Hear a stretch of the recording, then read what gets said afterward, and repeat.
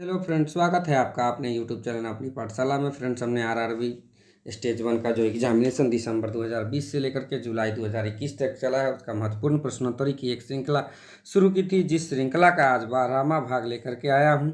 चलिए शुरू करते हैं महत्वपूर्ण प्रश्नोत्तरी का भाग 12, जिसमें कि पहला क्वेश्चन है कि येन किस देश की मुद्रा है। तो येन जो है वो जापान की मुद्रा है। येन जो है वो जापान की मुद्रा है। यहाँ पर यह है येन। येन जो है वो जापान की मुद्रा है। इसी तरह सारा देश की राजधानी और मुद्राएं दी गई है। भारत नई दिल्ली रुपया। बांग्लादेश का राजधानी जो है वो ढाका है। और कहाँ मुद्राएं जो है टका है। इसी तरह सारा देश का राजधानी और मुद्राएं दी गई है। चलिए अगला क्वेश्चन करते हैं। अगला क्वेश्चन है कि सूचना प्रौद्योगिकी में एनआईयू किसके लिए प्रयुक्त होता है। तो एनआईयू जो है वह नेशनल इंटरफेरेंस डिवाइस के रूप में भी प्रयुक्त होता है। नेशनल इंटरफेस डिवाइस, तो नेशनल इंटरफेस डिवाइस के रूप में एनआईयू का प्रयोग किया जाता है। एनआईयू का मतलब होता है नेटवर्क इंफॉर्मेशन यूनिट, और उसका दूसरा नाम जो है वो क्या है, नेटवर्क इंटरफेस डिवाइस। चलिए अगले क्वेश्चन की ओर चलते हैं। अगला क्वेश्चन है कि जन शिक्षा जेएसएस का संचालक किसके संरक्षण में होता है। तो जेएसएस जो है पहले एनजीओ के रूप में काम करता था। 2010 में इसका नाम बदल करके पहले जो है इसका नाम को पूर्व में श्रमिक विद्यापीठ के नाम से जाना जाता था। 2000 में इसका नाम बदल करके जन शिक्षण संस्थान के रूप में कर दिया गया, और इसे पहले शिक्षा मंत्रालय में रखा गया था, जो 2018 में हटा करके इसको कौशल विकास और उद्यमिता मंत्रालय में स्थानांतरित किया गया है। तो पूछता है कि जन शिक्षण संस्थान किसका संचालन किसके संरक्षण में आता है। तो कौशल विकास और उद्यमिता मंत्रालय के अंतर्गत होता है। चलिए अगले प्रश्न की ओर चलते हैं कि निम्नलिखित में से अदिश राशि कौन है। तो सदिश और अदिश सारा का परिभाषा यहाँ दिए हैं कि सदिश वह भौतिक राशि है जिसमें केवल परिमाण होता है, दिशा नहीं होती है।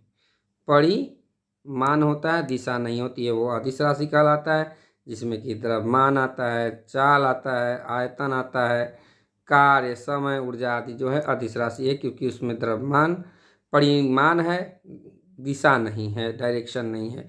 जैसे कि सदिश राशि वैसी भौतिक राशि होती है जिसमें परिमाण के साथ साथ दिशा भी का निर्धारण होता है, और योग के नियम के अनुसार इसको जोड़ा भी जा सकता है। वह सदिश राशि होता है जिसके अंतर्गत वेग, विस्थापन, बल, त्वरण आदि आता है। यहाँ पर जो है ऑप्शन में जो है दिए हुआ है वेग, संवेग, बल, इन तीनों के बारे में भी जानते हैं। अदिश राशि की तो जो है द्रव्यमान है, मास जो है वो अदिश राशि है। इन तीनों के बारे में जानते हैं। तो वेग जो है, संवेग और बल के बारे में जानने से है। तो चाल जानती हैं कि किसी वस्तु द्वारा प्रति सेकंड तय की गई दूरी को चाल कहते हैं। यह इसका ऐसा ही मात्रक मीटर प्रति सेकंड होता है। वहीं पर वेग जो है और किसी वस्तु के विस्थापन की दर को या एक निश्चित दिशा में प्रति सेकंड वस्तु द्वारा तय की गई दूरी को ही वेग कहते हैं। प्रति सेकंड वस्तु के द्वारा तय की गई दूरी को ही वेग कहते हैं, और यह सदिश राशि होता है। इसका ऐसा ही मात्रक जो है मीटर प्रति सेकंड होता है। उसके बाद ऑप्शन में आया था संवेग। संवेग यहाँ है कि किसी वस्तु के द्रव्यमान तथा वेग के गुणनफल को, द्रव्यमान मतलब मास और वेग मतलब v के गुणनफल को हम लोग संवेग कहते हैं। मतलब कि संवेग बराबर क्या होगा, mv। मास द्रव्यमान को m कहते हैं, v जो है वेग है, कि गुणनफल को mv बराबर जो होगा वो संवेग हो जाएगा। यही यहाँ कहता है, अर्थात कि संवेग बराबर वेग गुणे द्रव्यमान यहाँ दिया ही हुआ है। यह एक सदिश राशि है। इसका जो एसआई मात्रक है वो क्या है, मीटर प्रति सेकेंड है। तो संवेग हो गया। यहाँ हम लोग जो है ना वेग के बारे में भी जान लिए। अब जो है वो क्या है, ऑप्शन में एक और था कि बल।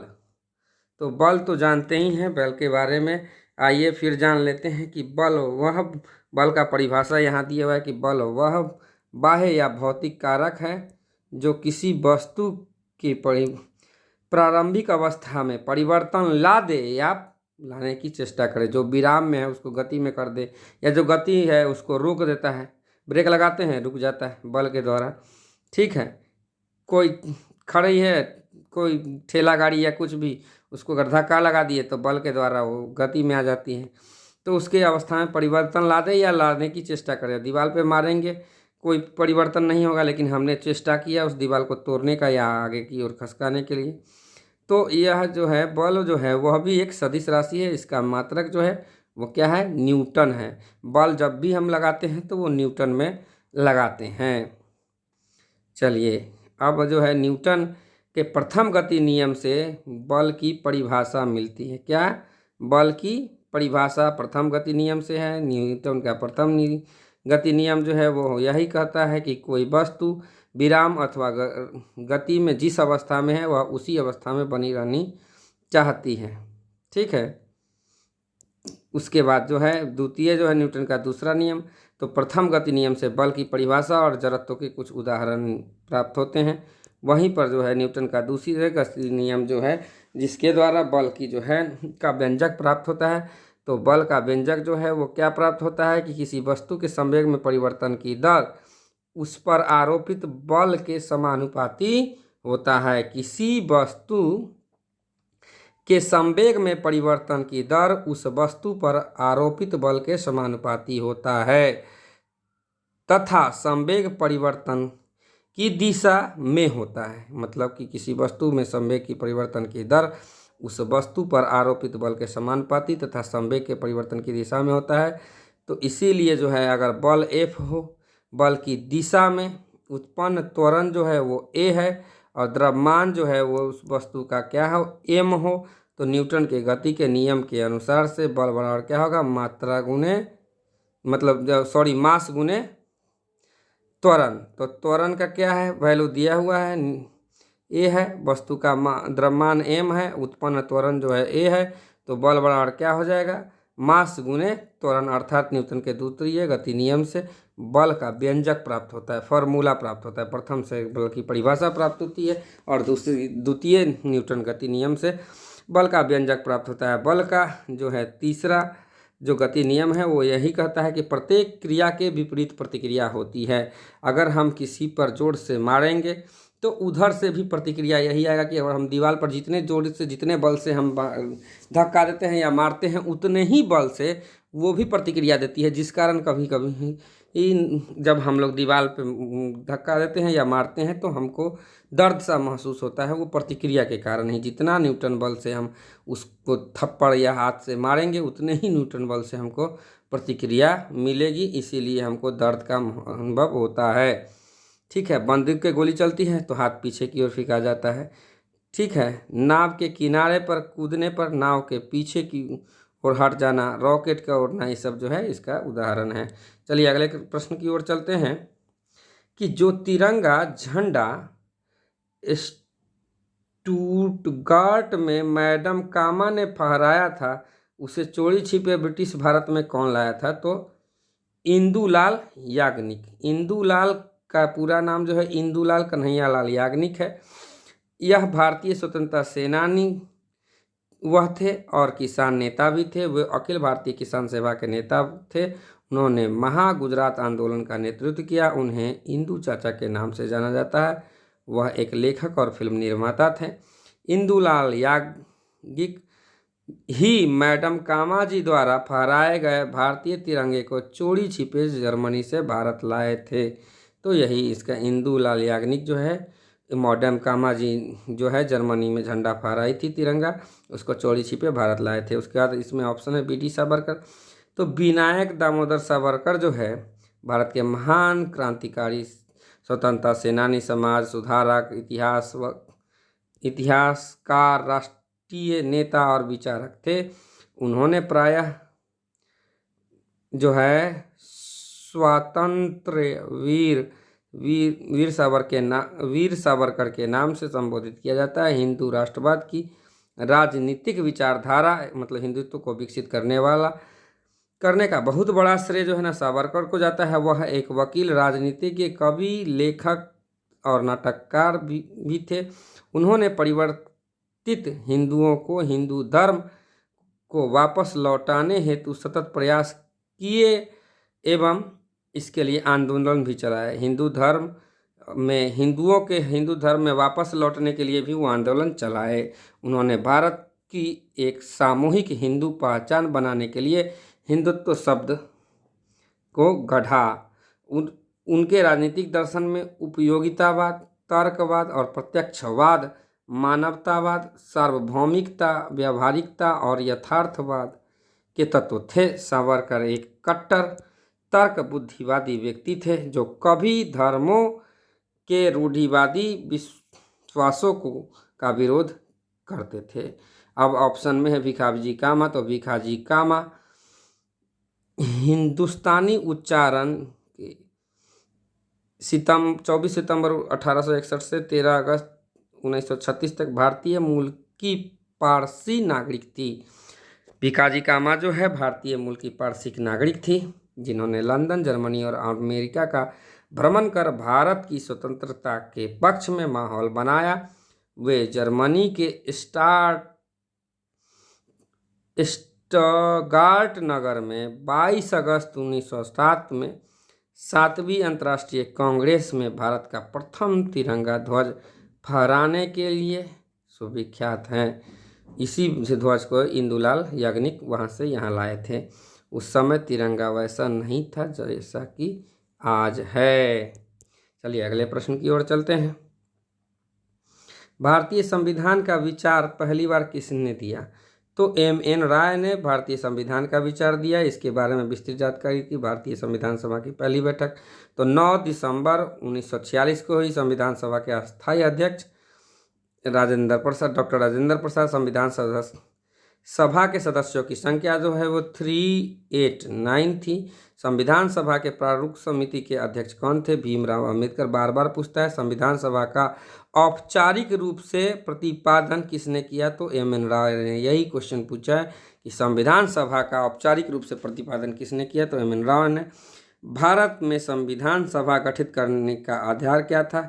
कैबिनेट मिशन 1946 के आधार पर भारत में संविधान सभा को गठित किया गया। आइए अगले प्रश्न की ओर चलते हैं कि जालियांवाला नरसंहार किस वायसराय के कार्यकाल में हुआ? जालियांवाला नरसंहार जो है लॉर्ड चेम्सफोर्ड के कार्यकाल में हुआ। लॉर्ड चेम्सफोर्ड का कार्यकाल जो है वो 1916 से 1921 तक था। इसी के समय में जो है ना कांग्रेस का लखनऊ अधिवेशन हुआ 1916 में, जिसमें कि नरम दल और गरम दल दोनों मतलब कांग्रेस का एकीकरण हो गया, मिल गए तथा मुस्लिम लीग के साथ समझौता हुआ। नरम दल गरम दल जो अलग हुए थे 1907 में वो यहाँ आकर के मिल गए। तो कांग्रेस का जो लखनऊ अधिवेशन 1916 में हुआ वो किसके? लॉर्ड चेम्सफोर्ड के समय में ही हुआ। और उसके बाद जो है लॉर्ड चेम्सफोर्ड के समय में ही हुआ। और 1907 में सूरत अधिवेशन में नरम दल और गरम दल दो भागों में कांग्रेस विभाजित हो गया था। और उसके बाद जो है ना 1916 में पूना अधिवेशन भी हुआ जिसमें महिला विश्वविद्यालय की स्थापना हुई। पूना में 1916 में महिला विश्वविद्यालय की स्थापना हुई। 1917 में शिक्षा पर सैंडलर आयोग का गठन किया गया। इसी के काल में रॉलेट एक्ट आया। 1919 में रॉलेट एक्ट आया और रॉलेट एक्ट का विरोध के कारण ही 13 अप्रैल 1919 को जालियांवाला हत्याकांड हुआ। सब लॉर्ड चेम्सफोर्ड के समय में हुआ। खिलाफत आंदोलन और गांधी का असहयोग आंदोलन इसी के समय प्रारंभ हुआ था। असहयोग आंदोलन 1920 से 22।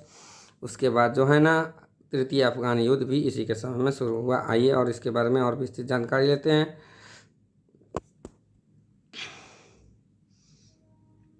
कि लॉर्ड डलहौजी द्वितीय आंग्ल युद्ध हुआ। डलहौजी के समय में मेन जो है वो इनाम कमीशन की स्थापना हुई।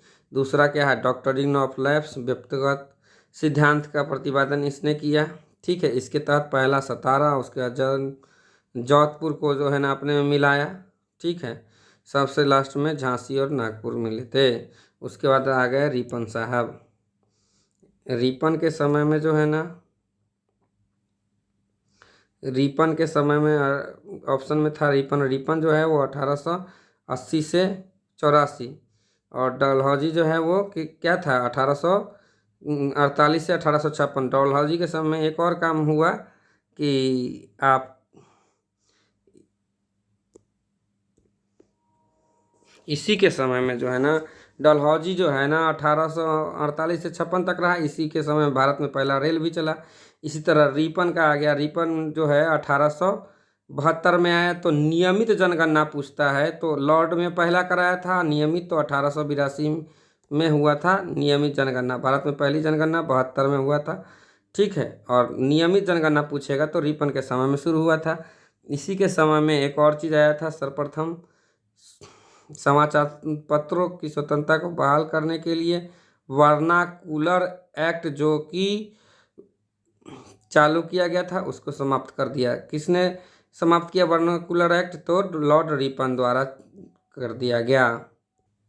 वर्नाकुलर एक्ट जो है समाप्त किसने किया? तो रिपन। तो लागू किसने किया? तो लीटन ने वर्नाकुलर एक्ट लागू किया था, जिसके द्वारा जो समाचार पत्रों की स्वतंत्रता लगभग छीन सी गई थी, उसको फिर से बहाल किसने किया? रिपन ने कर दिया।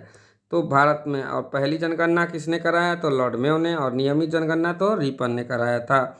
अब प्रथम कारखाला अधिनियम जो है ना लॉर्ड रिपन के द्वारा लगाया गया था। ठीक है, उसके बाद भारत का उद्धारक के रूप में जो है ना लॉर्ड रिपन को जाना जाता है, ये फ्लोरेंस नाइटिंगेल ने बोला था। उसके बाद आ गया इरविन। इरविन के समय में बहुत जो है वो 1928 से 1931 तक रहा, जिसके समय में 1928 में साइमन कमीशन बम्बई पहुंचा। उसके बाद जो है ना लाला लाजपत राय की मृत्यु हो गई। क्यों हो गई? साइमन कमीशन का विरोध कर रहे थे, जिस पर लाठी चलाई गई और उनकी मृत्यु उस कारण से हो गई।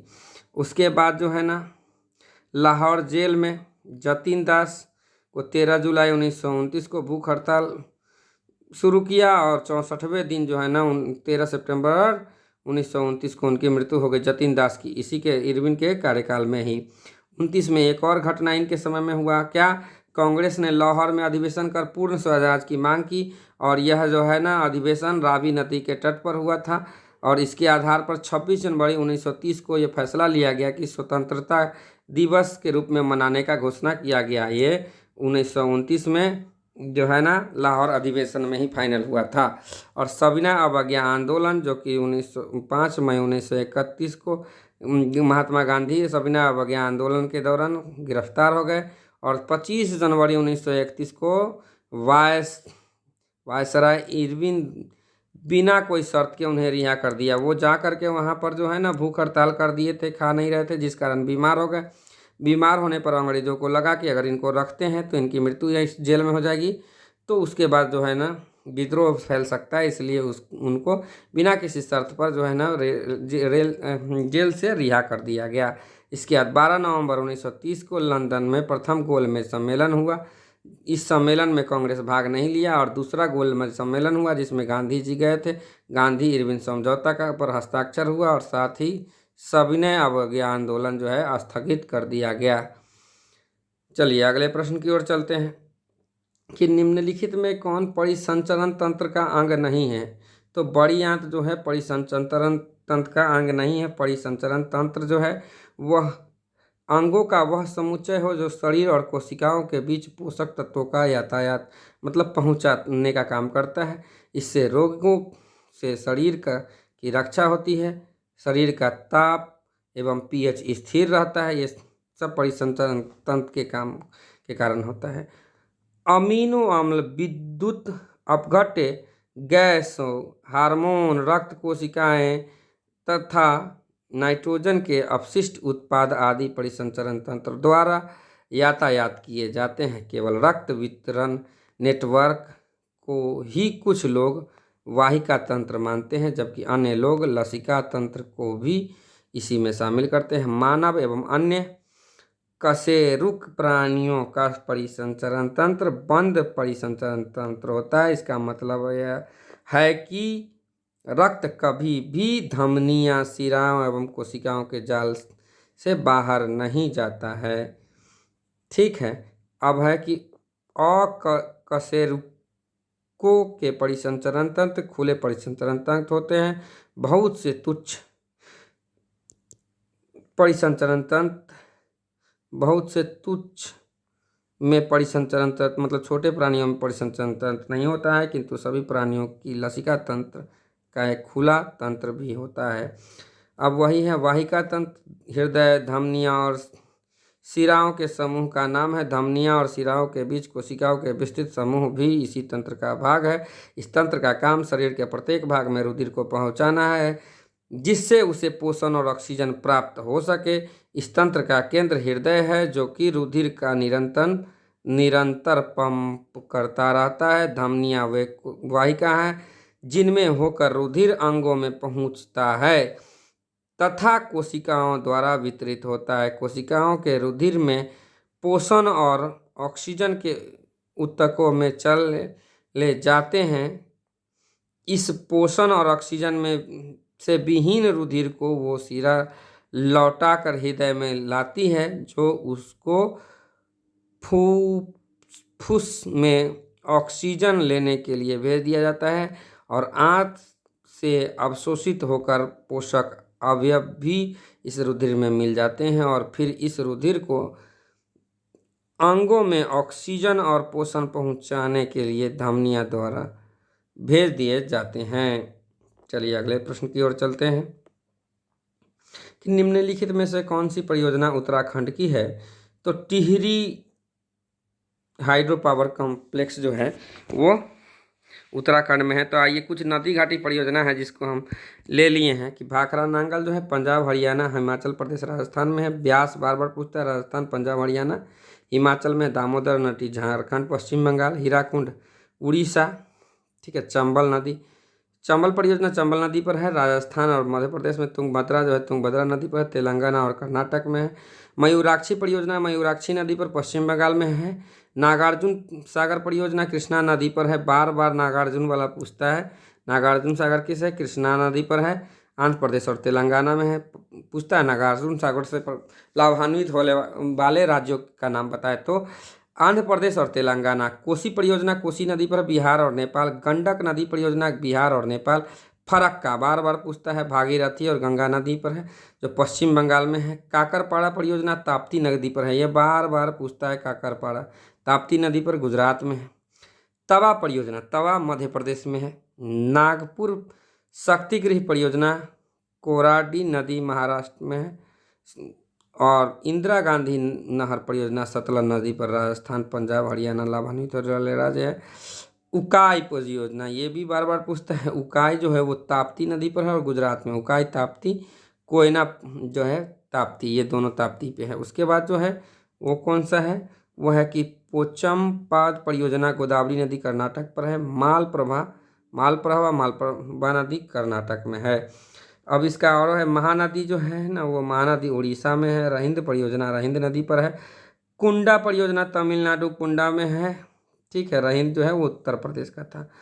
दुर्गा बैराज परियोजना पश्चिम बंगाल और झारखंड पर है। इडुक्की परियोजना बार बार पूछता है किस राज्य में है, तो इडुक्की केरल में है और जो है ना ये परियार नदी पर है। टिहरी बांध परियोजना भागीरथी उत्तराखंड है ये। उसके बाद जो है ना टिहरी ही उत्तराखंड में है, ये यहाँ पर है कि टिहरी बांध परियोजना भागीरथी नदी पर। माता टीला बेतवा नदी पर है। कोयना नदी पर है महाराष्ट्र में और जो है माता टीला बेतवा नदी पर उत्तर प्रदेश मध्य प्रदेश में है। रामगंगा नदी पर उत्तर प्रदेश है। ऊपरी कृष्णा नदी पर कर्नाटक में। घाट प्रभा नदी कर्नाटक में है। भीमा परियोजना पवना नदी पर है। ये भीमा पवना याद रखिएगा, ये बार बार पूछता है, महाराष्ट्र में है। भद्रा परियोजना भद्रा नदी पर है। जायकवाड़ा परियोजना गोदावरी नदी पर है। रंजीत सागर परियोजना रावी नदी पर है पंजाब में। बार बार ये पूछता है। हिडकल परियोजना घाट प्रभा नदी पर कर्नाटक में है। सतलज परियोजना चिनाब नदी पर जम्मू कश्मीर है। नामदफा बार बार पूछता है। नाम चाकड़ी परियोजना सतलज नदी पर हिमाचल प्रदेश में है। उसके बाद जो है पनामा परियोजना पनामा नदी पर गुजरात में है। कोल डैम परियोजना सतलज नदी पर हिमाचल प्रदेश में है। कांगसावती परियोजना कांगसावती पश्चिम बंगाल में है और पराम्बिकुलम अलियार परियोजना तमिलनाडु और केरल में है।